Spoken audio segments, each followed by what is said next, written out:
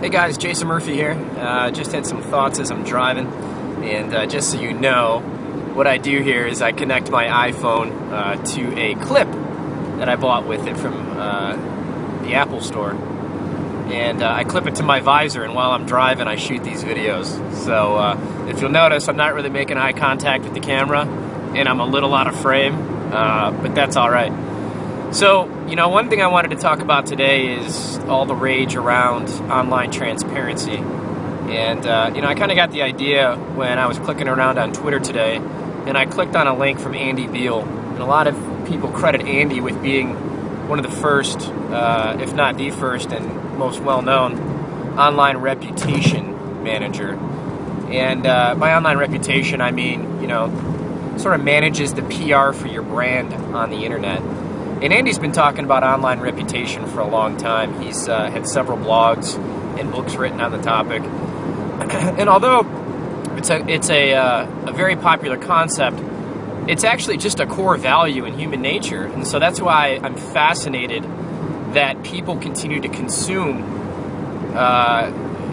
information to help them understand how to have a better online reputation. Now, I can understand the phone slipping here. I can understand the tools part of it, and how do you get to the components, and how do you use the data that you pull from these components to get better. And I think that's where a lot of Andy's consulting comes into play. But in general, I mean, if you don't understand the concepts of online reputation management, you don't know what it's like to try to manage your life. I mean, and that's kind of a weird way of saying it's already built into humans. Basically, most humans at least want to be liked, and for the most part, they want to do what's right. Unless there's a desperate situation out there or something, most folks will make the right decision and try to do the right thing.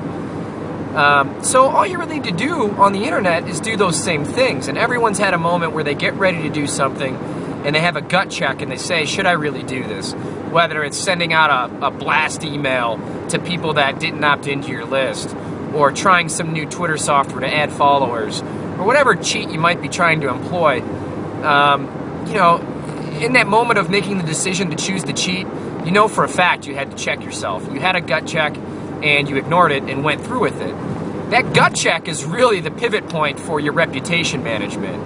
And if anything's out there that you feel uncomfortable with, it's your own fault. Now, that being said, there's a lot of stuff that can happen to you from other people.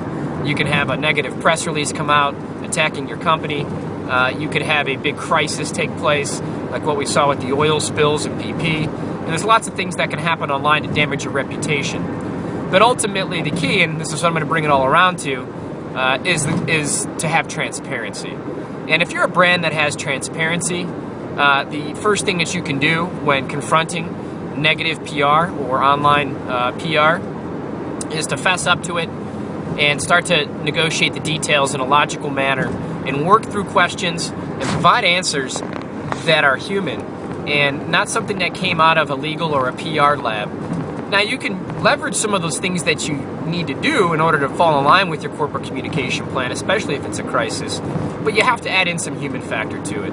And a lot of that comes down to timeliness. You have to be transparent with your thoughts.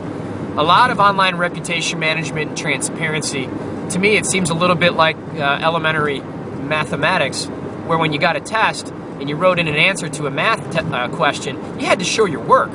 You had to show people that you came up with the answer, and you got to show them the path that you took to get to that answer. And I think that with a lot of crisis and things that happen to companies on the internet, the companies that do it well, they handle each question, each concern one-off and in almost a real-time fashion.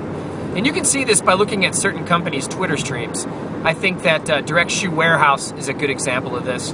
There are lots of others, but they answer shipping concerns and they get on top of customer service issues rather quickly. That is the key to online reputation management. So let's review. One, I started talking about transparency and why that's important. That led to me talking about reputation management, and I cited some references to blogs that Andy Beal and other consultants have written. You can check those out or Google online reputation management if you're not familiar. And finally, make sure that you're transparent and always remember to show your work. Thanks. This has been Jason Murphy. Please feel free to visit my website, jasonmatthew.com, or jasonmatthewmurphy.com for more information and ways to contact me. Thanks again.